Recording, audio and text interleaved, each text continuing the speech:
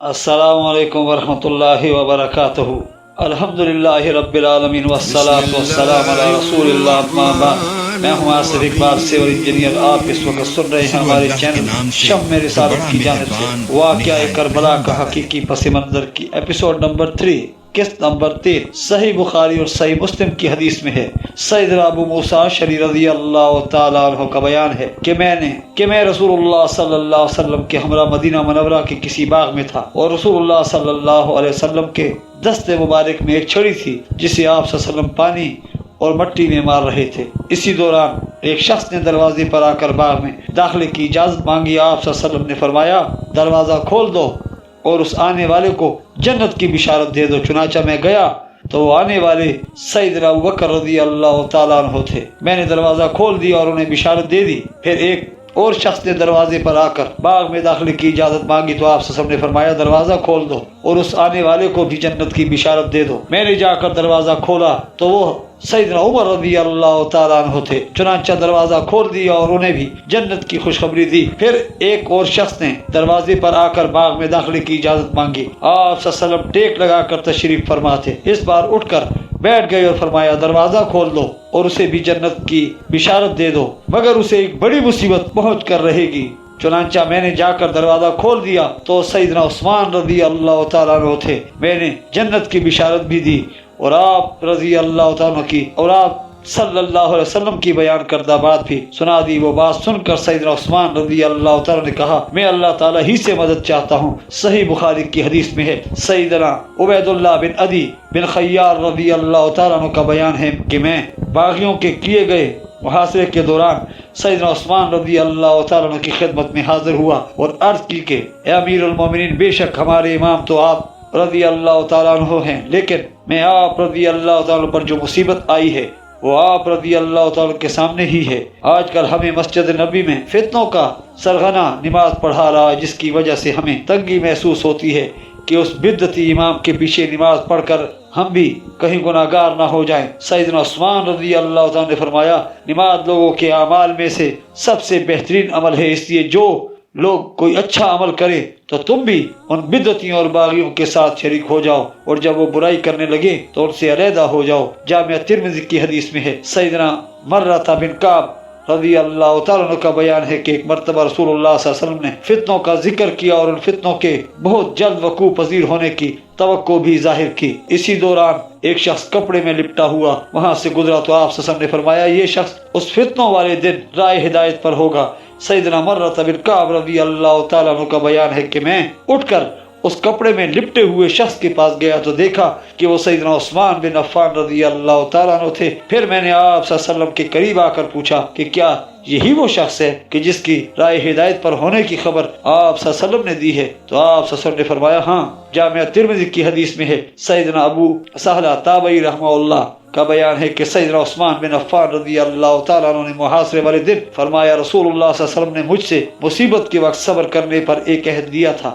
جس پر میں صبر کے ساتھ کاربند ہوں۔ صحیح بخاری کی حدیث میں ہے، سیدنا ابو سعید خدری رضی اللہ تعالیٰ عنہ اور سیدنا ابو ہریرہ رضی اللہ تعالیٰ عنہ کا بیان ہے کہ سیدنا ابو ہریرہ رضی اللہ تعالیٰ عنہ کا بیان ہے کہ رسول اللہ صلی اللہ علیہ وسلم نے فرمایا، ایک مسلمان کو جو بھی تکلیف، درد، رنج و غم لاحق ہوتا ہے، حتیٰ کہ اسے جو کانٹا بھی چبھتا ہے، تو اللہ تعالیٰ اس تکلیف کو برداشت کرنے کے عوض اس کے گناہوں کو معاف فرما دیتا ہے۔ صحیح مسلم کی حدیث میں ہے، سیدنا ابو ہریرہ رضی اللہ تعالیٰ عنہ کا بیان ہے کہ جب یہ آیت نازل ہوئی، جو شخص کوئی بھی برائی کرے گا تو وہ اس کا بدلہ بھی پا لے گا، سورہ النساء آیت نمبر 123۔ تو مسلمانوں کو شدید پریشانی لاحق ہوئی۔ اس پر رسول اللہ صلی اللہ علیہ وسلم نے فرمایا، ایک دوسرے کو حق کی تلقین اور اصلاح کرتے رہو، کیونکہ مسلمان کو پہنچنے والی ہر مصیبت میں گناہوں کا کفارہ ہے، حتیٰ کہ معمولی سا دکھ اور کانٹا چبھ جانے پر بھی اس کے گناہ معاف کر دیے جاتے ہیں۔ صحیح بخاری حدیث نمبر 7046، صحیح مسلم حدیث نمبر 5928، صحیح بخاری حدیث نمبر 6216، صحیح مسلم 6212،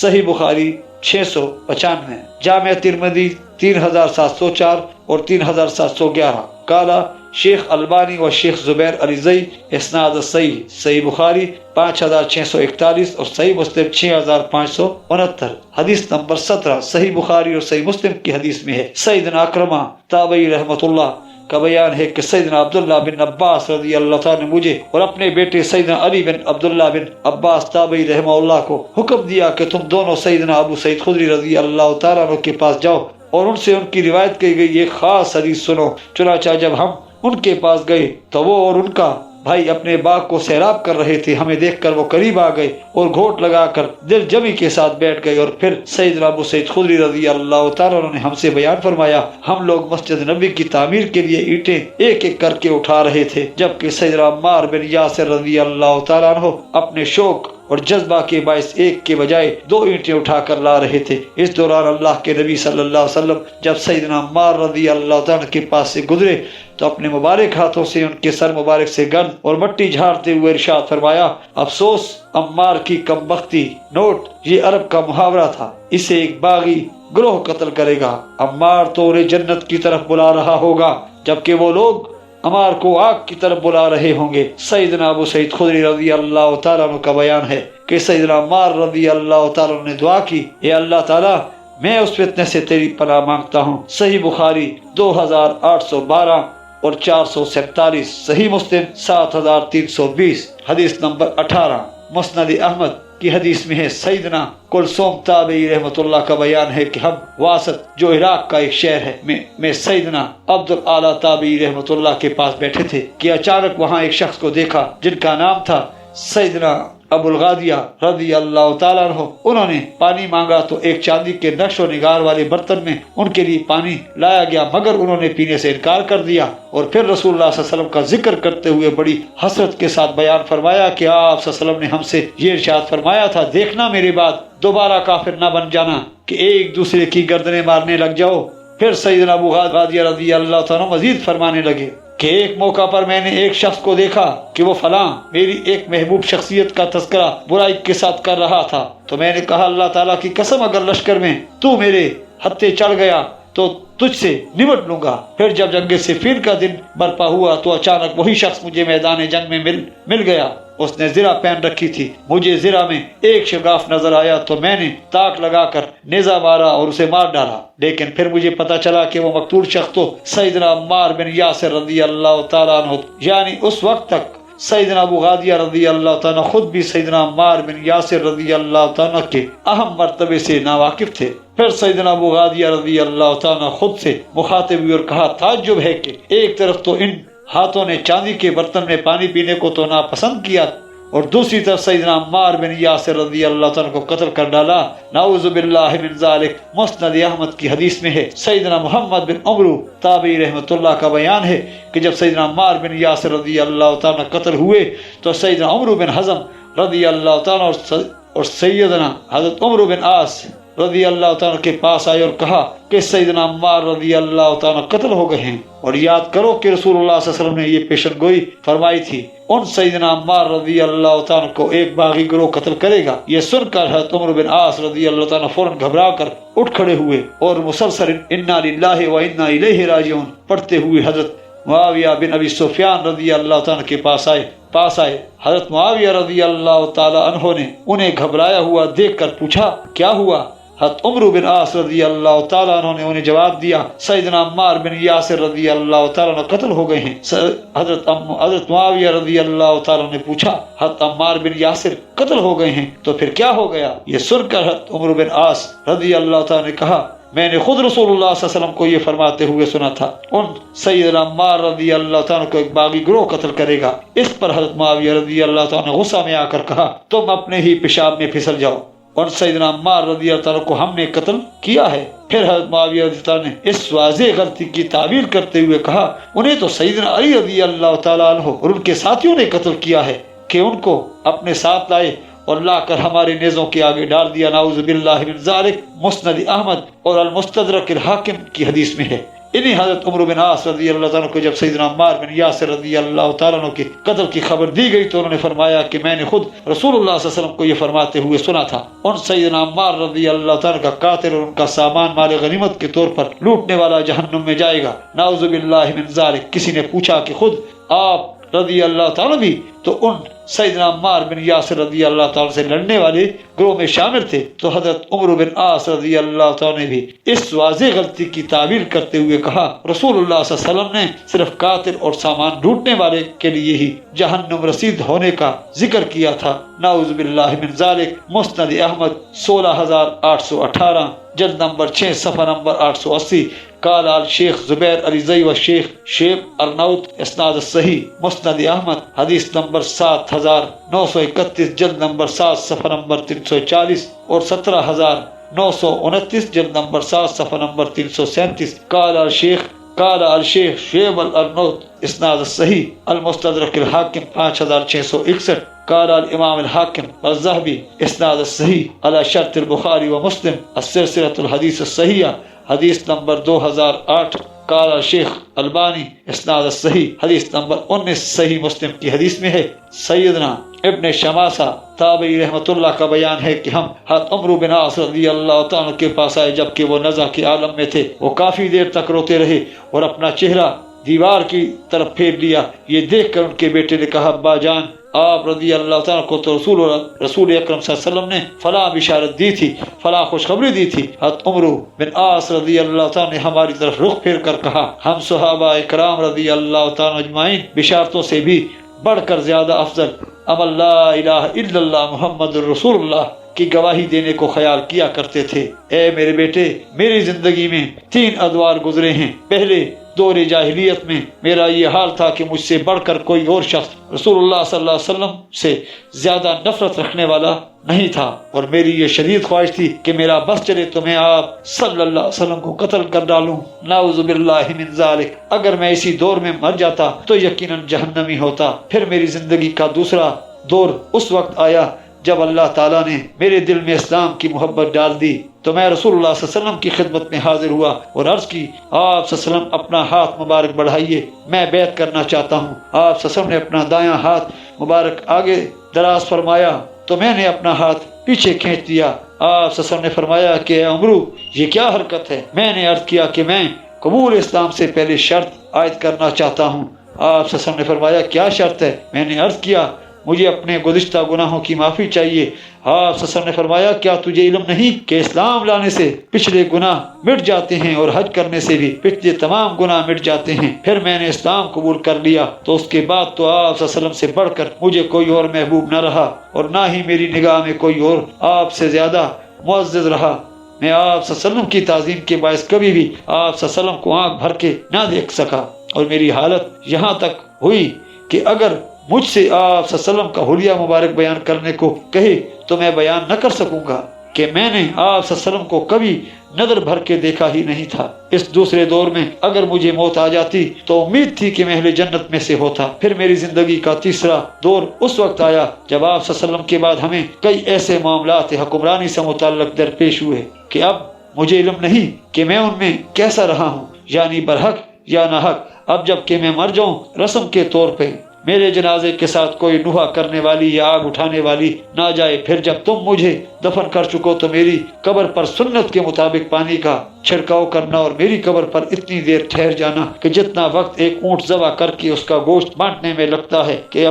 تاکہ اپنی قبر میں تمہاری موجودگی کے باعث گھبراہٹ سے محفوظ رہوں اور اپنے رب کریم کے بھیجے ہوئے فرشتوں سے ہم کلام ہو سکوں، یعنی قبر کے سوالات کے جوابات میں مجھے استقامت نصیب ہو سکے۔ مسند احمد کی حدیث میں ہے جب حضرت عمرو بن عاص رضی اللہ تعالیٰ کی موت کا وقت قریب آیا تو وہ رونے لگے۔ ان کے بیٹے سیدنا عبداللہ بن عمرو بن عاص رضی اللہ تعالیٰ نے پوچھا کہ آپ رضی اللہ تعالیٰ موت کے خوف سے رو رہے ہیں؟ تو انہوں نے فرمایا نہیں اللہ تعالیٰ کی قسم، بلکہ میں تو موت کے بعد والے مراحل سے ڈرتا ہوں۔ نوٹ اگلے الفاظ اس حدیث میں وہی ہیں جو اوپر صحیح مسلم کے طریق میں گزر چکے ہیں۔ پھر میں اس کے بعد اپنے تیسرے دور میں حضرت معاویہ رضی اللہ تعالیٰ کی بادشاہت میں جا ملا اور کچھ ایسے کام ہوئے یعنی خلیفہ برحق سیدنا علی رضی اللہ عنہ کے خلاف خروج کہ میں نہیں جانتا کہ وہ غلط ہیں یا صحیح۔ نوٹ اگلے الفاظ اس حدیث میں بھی وہی ہیں جو اوپر صحیح مسلم کی حدیث میں گزر چکے ہیں۔ مسند احمد کی حدیث میں ہے سیدنا ابو نوفل تابعی رحمۃ اللہ کا بیان ہے کہ حضرت عمرو بن عاص رضی اللہ تعالیٰ عنہ پر موت کے وقت سخت گھبراہٹ طاری ہوئی تو ان کے بیٹے سیدنا عبداللہ بن عمرو بن عاص نے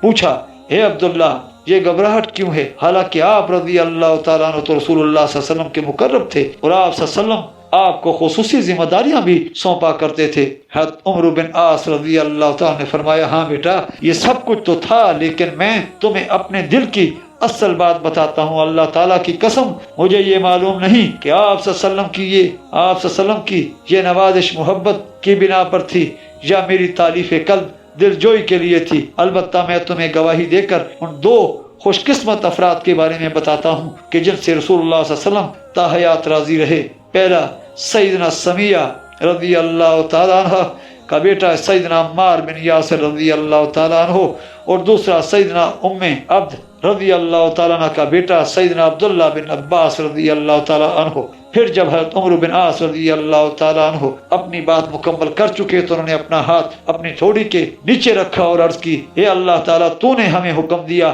لیکن ہم نے اس تیرے حکم کو چھوڑ دیا، اور تو نے ہمیں کچھ کاموں سے منع کیا لیکن ہم وہی کام کر گزرے، تیری مغفرت کے بغیر کوئی چارہ نہیں۔ سیدنا عبداللہ بن عمرو بن عاص رضی اللہ تعالیٰ کا بیان ہے، حضرت عمرو بن عاص رضی اللہ تعالیٰ عنہ بس اسی دعا کی تکرار کرتے رہے یہاں تک کہ کچھ دیر بعد آپ رضی اللہ تعالیٰ عنہ کا انتقال ہو گیا۔ مسند احمد کی حدیث میں ہے سیدنا حنظلہ بن خولید تابعی رحمۃ اللہ کا بیان ہے کہ میں حضرت معاویہ بن ابی سفیان رضی اللہ تعالیٰ عنہ کے پاس تھا کہ اچانک وہاں دو آدمی سیدنا عمار بن یاسر رضی اللہ تعالیٰ کے کٹے ہوئے سر کو لیے جھگڑتے آئے۔ ان میں سے ہر ایک کا یہی دعویٰ تھا کہ اس نے انہیں قتل کیا ہے، نعوذ باللہ من ذالک۔ پاس تھا کہ اچانک وہاں یہ منظر دیکھ کر سیدنا عبداللہ بن عمرو بن عاص رضی اللہ تعالیٰ نے فرمایا تم دونوں بجائے اس قتل پر فخر کرنے کے اس دعوی قتل کو اپنے ساتھی کے حق میں ہی چھوڑ دو، کیونکہ رسول اللہ صلی اللہ علیہ وسلم نے تو ارشاد فرمایا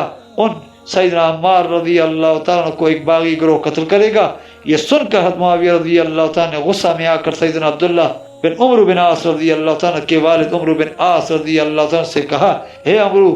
اپنے مجنون بیٹے سے تو ہماری جان چھڑاؤ، اور اے عبداللہ تیرا ہمارے ساتھ کیا کام ہے، یعنی ہمارے گروہ سے نکل جاؤ۔ سیدنا عبداللہ بن عمرو بن عاص رضی اللہ تعالیٰ نے حضرت معاویہ رضی اللہ تعالیٰ کو جواب دیتے ہوئے فرمایا میرے باپ نے ایک بار رسول اللہ صلی اللہ علیہ وسلم سے میری شکایت کی تھی، آپ صلی اللہ علیہ وسلم نے مجھے حکم دیا تھا کہ زندگی بھر اپنے باپ کی اطاعت کرتے رہنا اور اس کی حکم کی عدولی نہ کرنا، لہٰذا میں رسول اللہ صلی اللہ علیہ وسلم کا احترام کرتے ہوئے تمہارے ساتھ تو رہوں گا، مگر خلیفہ برحق سیدنا علی رضی اللہ تعالیٰ عنہ کے خلاف لڑائی میں حصہ نہیں لوں گا۔ صحیح مسلم حدیث نمبر 321، مسند احمد حدیث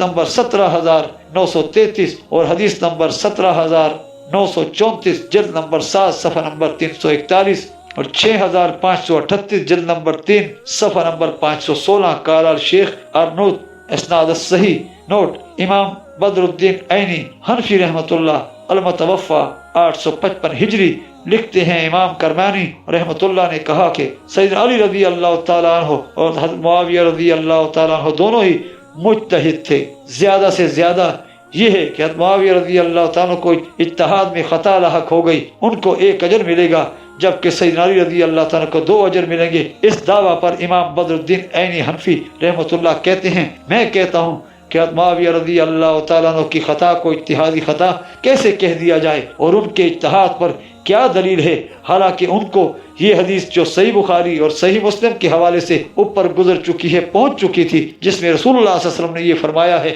افسوس ابن سمیہ کو، ابن سمیہ رضی اللہ تعالیٰ عنہ کو ایک باغی جماعت قتل کرے گی، اور ابن سمیہ رضی اللہ تعالیٰ عنہ عمار ابن یاسر رضی اللہ تعالیٰ عنہ ہیں، اور ان کو حضرت معاویہ رضی اللہ تعالیٰ عنہ کے گروہ نے جنگ صفین میں قتل کیا۔ کیا حضرت معاویہ رضی اللہ تعالیٰ عنہ اس پر راضی نہیں کہ صحابی ہونے کی برکت سے اللہ تعالیٰ کی بارگاہ سے ان کو برابر چھوڑ دیا جائے کہ ان کو خلیفہ برحق سیدنا علی رضی اللہ تعالیٰ کے خلاف بغاوت پر 1 اجر بھی ملے۔ عمدۃ القاری شرح صحیح البخاری الامام بدر الدین عینی حنفی تحت الحدیث صحیح بخاری 7083 حدیث نمبر 20 المصنف ابن ابی شیبہ کی حدیث ہے۔ سیدنا عبد الرحمن تابعی رحمۃ اللہ بیان کرتے ہیں کہ میں نے سیدنا علی ابن ابی طالب رضی اللہ تعالیٰ عنہ کے ساتھ نماز فجر ادا کی تو انہوں نے ابو سلمی اور اس کے شیعہ حامیوں نے نماز فجر ادا کی تو انہوں نے قنوت نازلہ پڑھی جس میں یہ دعا فرمائی، اے اللہ تعالیٰ تو خود معاویہ اور اس کے شیعہ حامیوں سے نمٹ لے، اور عمرو بن عاص اور اس کے شیعہ حامیوں سے نمٹ لے، اور ابو سلمی اور اس کے شیعہ حامیوں سے نمٹ لے، اور عبداللہ بن قیس اور اس کے شیعہ حامیوں سے نمٹ لے۔ المصنف ابن ابی شیبہ کی حدیث میں ہے، سیدنا یزید بن اسم تابعی رحمۃ اللہ کا بیان ہے کہ جب سیدنا علی ابن ابی طالب رضی اللہ تعالیٰ عنہ سے جنگ صفین کے مقتولین کی اخروی انجام کے متعلق پوچھا گیا تو انہوں نے ارشاد فرمایا، مجھے اللہ تعالیٰ سے امید ہے کہ ہمارے اور ان کے مقتولین عوام الناس جنت میں ہوں گے، اور قیامت کے دن بالآخر معاملہ فیصلے کے لیے اللہ تعالیٰ کی بارگاہ میں میرے اور معاویہ رضی اللہ تعالیٰ کے درمیان پہنچے گا۔ المصنف ابن ابی شیبہ حدیث نمبر 7123۔ قال الشیخ زبیر علی زئی فی مقالات جز نمبر 6 اسناد الصحیح المصنف ابن ابی شیبہ 39035۔ قال الشیخ ارشاد الحق اثری اسناد الصحیح حدیث نمبر 21 صحیح مسلم کی حدیث میں ہے۔ سیدنا ابو سعید خدری رضی اللہ تعالیٰ بیان فرماتے ہیں کہ رسول اللہ صلی اللہ علیہ وسلم نے ارشاد فرمایا، میرے بعد میری امت کے لوگ دو گروہوں میں تقسیم ہو جائیں گے، یعنی سیدنا علی رضی اللہ تعالیٰ عنہ اور حضرت معاویہ رضی اللہ تعالیٰ عنہ۔ پھر ان دونوں مسلمان گروہوں کے اندر سے ایک تیسرا فرقہ یعنی خوارج کا اس الگ ہو جانے والی فرقہ خوارج سے وہ گروہ قتال کرے گا جو ان دونوں گروہوں میں سے اقرب الی الحق ہوگا، یعنی سیدنا علی ابن ابی طالب رضی اللہ تعالیٰ عنہ کا گروہ۔ صحیح مسلم 2459۔ نوٹ: اقرب الی الحق سے مراد ہے حق والا گروہ، اور دلیل اس کی یہ ہے کہ قرآن حکیم میں خود اللہ تعالیٰ نے غزوہ احد کے موقع پر منافقین کے واضح کفر کے لیے بھی اقرب کا لفظ استعمال فرمایا ہے، سورہ آل عمران آیت نمبر 167۔ چنانچہ اسی زمن میں سنن الکبری البیہقی کی حدیث میں ہے، سیدنا عمار بن یاسر رضی اللہ تعالیٰ نے فرمایا، مت کہو کہ اہل شام یعنی حضرت معاویہ رضی اللہ تعالیٰ کے گروہ نے کفر کیا، بلکہ کہو انہوں نے فسق گناہ کبیرہ کیا، یا پھر کہو اپنی جانوں پر ظلم کیا۔ سنن الکبری البیہقی حدیث نمبر 16721 اسناد صحیح حدیث نمبر 22 صحیح بخاری اور صحیح مسلم کی حدیث میں ہے۔ سیدنا ابو سعید خدری رضی اللہ تعالیٰ عنہ بیان فرماتے ہیں کہ رسول اللہ صلی اللہ علیہ وسلم مال غنیمت تقسیم فرما رہے تھے کہ عبداللہ ابن ذوالخیسرہ تمیمی آیا اور کہنے لگا، اے محمد صلی اللہ علیہ وسلم انصاف کرو۔ آپ صلی اللہ علیہ وسلم نے جلال میں آ کر فرمایا، تو برباد ہو، جب میں ہی انصاف نہ کروں گا تو اور کون کرے گا؟ سیدنا عمر بن خطاب رضی اللہ تعالیٰ نے عرض کی، مجھے اجازت دیجیے کہ اس گستاخ کو قتل کر دوں۔ آپ صلی اللہ علیہ وسلم نے فرمایا، رہنے دو، اس کے کچھ ساتھی مستقبل میں ایسے بھی ہوں گے کہ تم اپنی نماز کو ان کی نماز اور اپنے روزے کو ان کے روزے کے مقابلے میں حقیر سمجھو گے، یعنی وہ خوارج بہت عبادت گزار ہوں گے۔ یہ لوگ دین میں سے یوں خارج ہو جائیں گے جیسے تیر اپنے ہدف سے آر پار نکل جاتا ہے اور اس تیر کے اگلے پچھلے اور درمیانے کسی بھی حصے پر کوئی نشان نہیں لگا ہوتا، اور وہ گوبر اور خون میں سے صاف نکل جاتا ہے۔ ان خوارج کی ایک نشانی یہ ہوگی کہ ان میں سے ایک شخص کا کٹا ہوا بازو عورت کے پستان جیسا ہوگا، اور یہ لوگ اختلاف جو سیدنا علی رضی اللہ تعالیٰ عنہ و حضرت معاویہ رضی اللہ تعالیٰ کے درمیان ہوا کے وقت ظاہر ہوں گے۔ سیدنا ابو سعید خدری رضی اللہ تعالیٰ بیان فرماتے ہیں کہ میں گواہی دیتا ہوں کہ میں نے خود رسول اللہ صلی اللہ علیہ وسلم کو یہ سب باتیں فرماتے ہوئے سنا تھا، اور میں یہ بھی گواہی دیتا ہوں کہ سیدنا علی رضی اللہ تعالیٰ عنہ نے ہی ان خوارج کو جنگ نہروان میں قتل کیا، اور میں آپ رضی اللہ تعالیٰ کے ساتھ تھا۔ اور پھر خوارج میں سے ایک شخص کی لاش لائی گئی جس میں وہ تمام علامات موجود تھیں جو رسول اللہ صلی اللہ علیہ وسلم نے پیشن گوئی ذکر فرمائی تھی، اور اسی سے متعلق قرآن کی یہ آیت بھی نازل ہوئی، اور ان میں سے بعض آپ صلی اللہ علیہ وسلم پر صدقات کی تقسیم میں تان کرتے ہیں۔ سورہ توبہ آیت نمبر 58، صحیح بخاری حدیث نمبر 6933 اور صحیح مسلم حدیث نمبر 2456، حدیث نمبر 23۔ سنن نسائی الکبریٰ کی حدیث میں ہے، سیدنا عبداللہ بن عباس رضی اللہ تعالیٰ بیان فرماتے ہیں کہ جب حروریہ خوارج کا ظہور ہوا تو انہوں نے ایک الگ جگہ کو اپنا مسکن بنا لیا، اور ان کی تعداد 6000 تھی۔ میں نے امیر المومنین سیدنا علی ابن ابی طالب رضی اللہ تعالیٰ سے عرض کی کہ آپ رضی اللہ تعالیٰ نماز ظہر تھوڑی ٹھنڈی یعنی مؤخر کر دیں تاکہ میں ان لوگوں خوارج سے गुफ्त शनीद कर सकूं। सैयदना अली इब्न अबी तालिब रज़ी अल्लाह ताला ने फरमाया, मुझे खौफ है कि वो तुम्हें कोई नुकसान ना पहुंचाएं। मैंने अर्ज की कि कतन ऐसा कोई इम्कान नहीं है। चुनांचा मैंने अच्छा लिबास ज़ेब तन किया और बाल संवारे और उनके पास पहुंच गया। ऐन दोपहर का वक्त था और वो खाना खा रहे थे। उन्होंने मुझे देख कर कहा, मरहबा ए इब्न अब्बास, कहो कैसे आना हुआ। मैंने जवाब दिया, मैं तुम्हारे पास मुहाजिर और अंसार सहाबा इकराम रज़ी अल्लाह तआला अजमाइन, रसूलुल्लाह सल्लल्लाहु अलैहि वसल्लम के चचाजाद और दामाद सैयदना अली इब्न अबी तालिब रज़ी अल्लाह तआला की तरफ से आया हूँ। उनके हालात पर कुरान हकीम उतरा, लिहाजा वो कुरान की तफसीर तुमसे कहीं बेहतर जानते हैं और तुम में उन जैसा फजीलत वाला कोई भी मौजूद नहीं। मेरे आने की गर्ज ये है कि मैं तुम्हें उनका मौक़िफ़ पहुंचा दूं और तुम्हारा मौक़िफ़ उन तक पहुंचा दूं। चुनांचा ये बात सुनकर उनमें से बहुत से लोग मेरे पास आ बैठे। सैयदना अब्दुल्लाह बिन अब्बास रज़ी अल्लाह तआला ने उन खवारिज से सवाल किया, मुझे इस बात की दलील दो, किस दलील की रोशनी में तुम लोगों ने सहाबा इकराम रज़ी अल्लाह तआला अजमाइन और रसूलुल्लाह सल्लल्लाहु अलैहि वसल्लम के चचाजाद और दामाद सैयदना अली इब्न अबी तालिब रज़ी अल्लाह तआला अन्हु से दुश्मनी मोल ली है। उन्होंने कहा, इस इख्तिलाफ की 3 वजूहात हैं। मैंने कहा, वो 3 वजूहात कौन सी हैं? उनमें से एक ने कहा, पहली तो ये है कि उन्होंने सैयदना अली इब्न अबी तालिब रज़ी अल्लाह ताला अन्हु ने अल्लाह ताला के मामले में इंसानों को काजी ठहरा लिया है, हालांकि अल्लाह ताला का फरमान फैसले का इख्तियार सिर्फ अल्लाह ताला को हासिल है। सूरह अल-अनाम आयत नंबर 57। लिहाजा इस मामले में इंसानों के फैसले से क्या सरोकार। मैंने कहा, ये एक एतराज हुआ, यानी अगला एतराज बताओ। उन्होंने दूसरा सबब ये बताया कि उन्होंने सैयदना अली इब्न अबी तालिब रज़ी अल्लाह ताला अन्हु ने सैयदना आयशा रज़ी अल्लाह ताला अन्हा के गिरोह के साथ जंग जुम्मल और हज़रत मुआविया रज़ी अल्लाह ताला अन्हु के गिरोह के साथ जंग सिफ़ीन में जंग की, मगर ना तो उनके कैदियों को लोंडी और गुलाम बनाया और ना ही माल गनीमत जमा किया। अगर वो काफिर थे तो उन्हें कैदी बनाना भी दुरुस्त था, और अगर वो मोमिनीन थे तो सिरे से उनके साथ किताल करना भी गलत हुआ। मैंने कहा, ये 2 बातें तो हो गई, अब तीसरा एतराज बताओ। उन्होंने कहा, उन्होंने सैयदना अली इब्न अबी तालिब रज़ी अल्लाह ताला अन्हु ने हज़रत मुआविया रज़ी अल्लाह ताला अन्हु के साथ मुआहिदे की तहरीर में अपने नाम से लफ्ज़ अमीरुल मोमिनीन बिठवा दिया। लिहाजा अगर वो अमीरुल मोमिनीन नहीं है तो क्या अमीरुल काफिरीन हैं? मैंने कहा, इन 3 अशकाल के अलावा कोई और एतराज भी है? उन्होंने कहा, नहीं, यही 3 काफी हैं। मैंने कहा, अगर तुम्हें अल्लाह ताला की किताब और रसूलुल्लाह सल्लल्लाहु अलैहि वसल्लम की सुन्नत से कुछ पेश करूं जिससे तुम्हारे अश्कालात हल हो जाएं तो मान लोगे? उन्होंने कहा, जी हाँ बिल्कुल। मैं सैयदना अब्दुल्लाह इब्न अब्बास रज़ी अल्लाह ताला ने कहा, तुम्हारा ये एतराज़ कि सैयदना अली इब्न अबी तालिब रज़ी अल्लाह ताला अन्हु ने अल्लाह ताला के मामले में इंसानों को काजी ठहरा लिया है और यूं कुफर का इर्तिकाब किया, तो मैं तुम्हें अल्लाह ताला की किताब ही में से दिखा देता हूँ कि अल्लाह ताला ने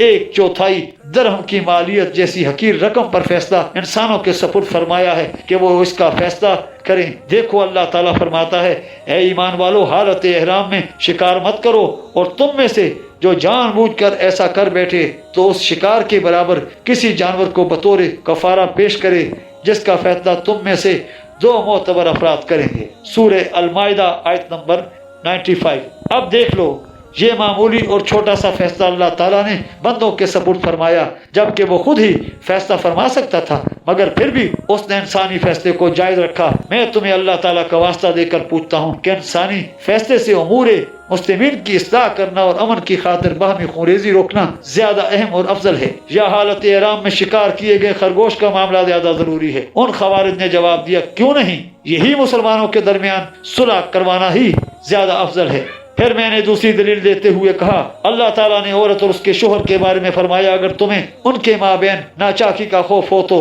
उस मर्द की तरफ से 1 सालिस और उस औरत की तरफ से 1 सालिस मुकर्रर कर लो। सूरह अन-निसा आयत नंबर 35। मैं तुम्हें अल्लाह ताला का वास्ता देकर पूछता हूँ कि इंसानी फैसले से उमूर मुस्लिमीन की इस्लाह करना और अमन की खातिर बामी खूनरेज़ी रोकना ज्यादा अहम और अफजल है, या महज एक औरत के इस दवाजी मामले को संवारना ज्यादा अफजल है? उन्होंने कहा, बिल्कुल ठीक। फिर मैंने कहा, तुम्हारा ये एतराज कि सैयदना अली इब्न अबी तालिब रज़ी अल्लाह ताला अन्हु ने किताल तो किया मगर फरीक मुखालिफ को जंगी कैदी नहीं बनाया और ना उनके माल से गनीमत हासिल की, मुझे ये तो बताओ, क्या तुम अपनी माँ उम्मुल मोमिनीन सैयदा आयशा रज़ी अल्लाह ताला अन्हा को जंगी कैदी बनाना चाहते हो और दीगर जंगी कैदी खवातीन की तरह उन्हें भी अपने लिए हलाल करना चाहते हो, जबकि वो तुम्हारी माँ है? अगर तुम्हारा जवाब ये हो कि हम उन्हें दीगर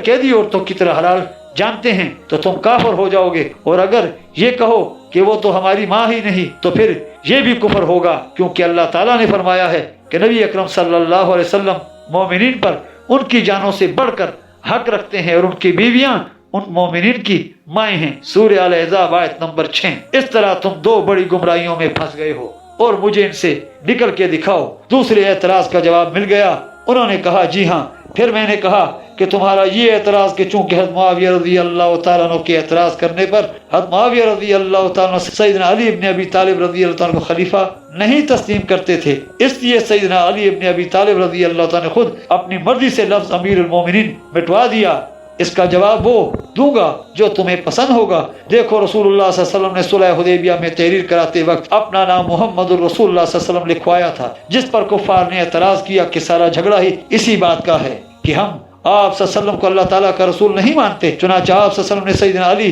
ابن ابی طالب رضی اللہ تعالیٰ عنہ جو تحریر لکھ رہے تھے سے ارشاد فرمایا کہ اے علی رضی اللہ تعالیٰ عنہ یہ الفاظ مٹا دو، اے اللہ تعالیٰ تجھے معلوم ہے میں تیرا رسول ہوں، اے علی رضی اللہ تعالیٰ عنہ یہ لکھ دو محمد بن عبداللہ۔ باقی تفسیر آگے حدیث نمبر 45 کے تحت آ رہی ہے۔ اللہ تعالیٰ کی قسم رسول اللہ صلی اللہ علیہ وسلم سیدنا علی رضی اللہ تعالیٰ سے کہیں زیادہ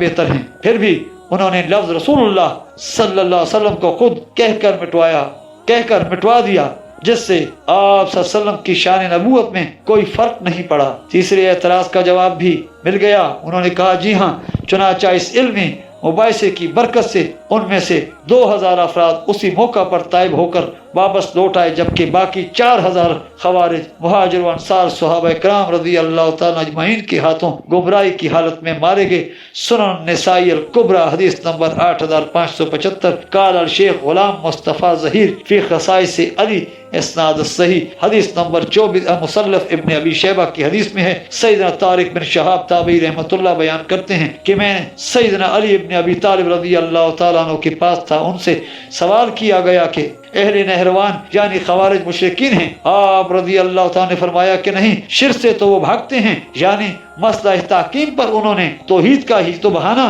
بنایا تھا، تو وہ مشرک کیوں کر ہو سکتے ہیں؟ پھر پوچھا گیا تو کیا پھر وہ منافقین ہیں؟ فرمایا نہیں، منافقین تو اللہ تعالیٰ کو بہت ہی کم یاد کرنے والے ہوتے ہیں، یعنی خوارج تو حد سے زیادہ عبادت گزار ہیں، تو منافق کیوں کر ہو سکتے ہیں؟ پھر پوچھا گیا کہ آخر وہ خوارج کیا ہیں؟ سیدنا علی رضی اللہ تعالیٰ نے فرمایا یہ ہمارے ایسے لوگ ہیں جنہوں نے ہمارے خلاف بغاوت کی ہے، صرف باغی ہیں، مشرک یا منافق نہیں ہیں۔ سنن الکبریٰ بہقی کی حدیث میں ہے، سیدنا نافع تابعی رحمۃ اللہ بیان کرتے ہیں کہ سیدنا عبداللہ بن عمر رضی اللہ تعالیٰ خشبیہ یعنی مختار سقفی کے گروہ کے لوگوں اور خوارج کو سلام کہا کرتے تھے، حالانکہ وہ مسلمانوں سے برسری قتال رہتے تھے، اور سیدنا عبداللہ بن عمر رضی اللہ تعالیٰ فرمایا کرتے تھے جو کوئی حی علی الصلاۃ کہہ کر مجھے نماز کے لیے بلائے گا تو میں اس کی دعوت قبول کروں گا، یعنی اس کے پیچھے نماز پڑھوں گا، اور جو کوئی حی علی الصلاۃ کہہ کر بلائے گا حی علی الفلاح کہہ کر بلائے گا، میں اس کی پکار پر بھی لبیک کہوں گا، یعنی اس کے پیچھے بھی نماز پڑھتا رہوں گا، مگر جو کوئی مجھے یہ کہے گا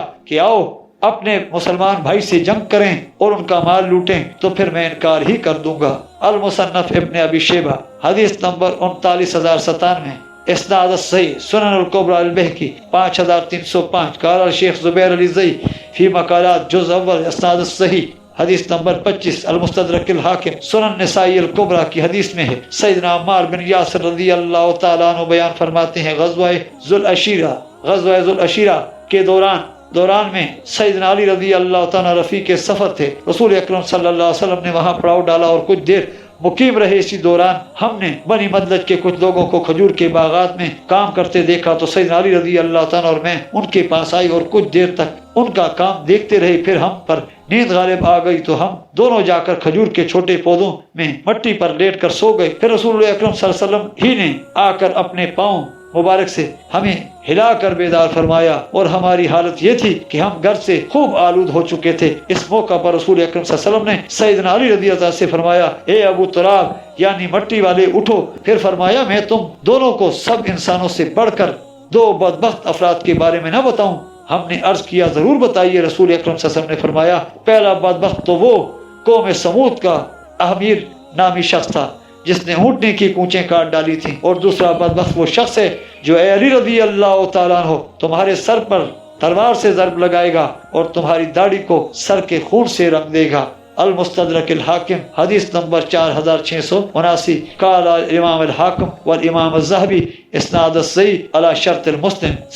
سلسلہ حدیث صحیحہ 1743 قال الشیخ البانی اسناد الصحیح سنن نسائی الکبریٰ حدیث نمبر 8538 قال الشیخ غلام مصطفیٰ ظہیر فی خصائص علی تحت الحدیث 8538 اسناد الصحیح۔ نوٹ: چوتھے خلیفہ راشد سیدنا علی رضی اللہ تعالیٰ کی خلافت ایک آخری کوشش تھی کہ سیدنا ابو بکر اور سیدنا عمر رضی اللہ تعالیٰ اجمعین کی اسی خلافت راشدہ محفوظہ کو دوبارہ بحال کر دیا جاتا کہ جس کو تیسرے خلیفہ راشد سیدنا عثمان رضی اللہ تعالیٰ کے دور خلافت میں سیدنا عثمان رضی اللہ تعالیٰ نے خود تو نہیں بلکہ ان کے چند رشتہ دار بنو امیہ کے شریر گورنروں نے عملی طور پر خلافت راشدہ مفتونہ بنا دیا تھا۔ اور صحیح الاسناد احادیث میں ان فتنوں کی پیشگوئی بھی پہلے سے موجود تھی، لیکن سیدنا علی رضی اللہ عنہ کی شہادت کے بعد قوم سمود کی طرح اس امت پر بھی ملوکیت کا عذاب مسلط ہو گیا جو آج تک کسی نہ کسی شکل میں باقی ہے۔ چنانچہ اسی زمن میں المستدرک الحاکم اور مجمع الزوائد کی حدیث میں ہے، سیدنا عبداللہ بن عمر رضی اللہ تعالیٰ فرمایا کرتے، مجھے پوری زندگی کسی بھی چیز کا اتنا افسوس نہیں ہے جتنا اس بات پر ہے کہ میں نے سیدنا علی رضی اللہ تعالیٰ کے ساتھ مل کر قرآنی حکم النساء آیت نمبر 59 اور سورہ اور الحجرات آیت نمبر 9 کے مطابق باغی گروہ کے خلاف جنگ جمل اور صفین اور نہروان نہیں کی۔ المستدرک الحاکم حدیث نمبر 6360 قال الامام الحاکم اسناد الصحیح مجمع الزوائد 12054 قال الامام الحیثمی اسناد الصحیح۔ وآخر دعوانا الحمدللہ رب العالمین۔ اس کے ساتھ ہی ہماری آج کی ایپیسوڈ اختتام پذیر ہوتی ہے۔ ملتے ہیں انشاءاللہ نیکسٹ ایپیسوڈ میں۔ آپ ہمارے چینل کو سبسکرائب کیجئے، ویڈیو کو لائک کیجئے، کمنٹس میں اپنی قیمتی آراء سے آگاہ کیجئے۔ اللہ حافظ۔